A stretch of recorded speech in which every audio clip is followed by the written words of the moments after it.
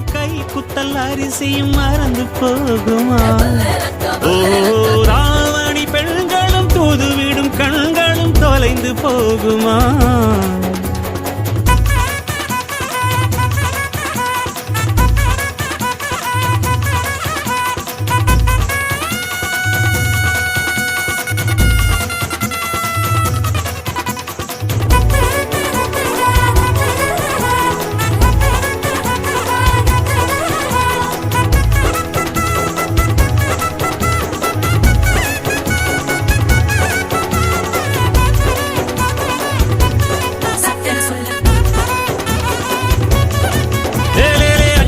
பெட்டியிலே ஆத்தாவோட ருசி இருக்கும்.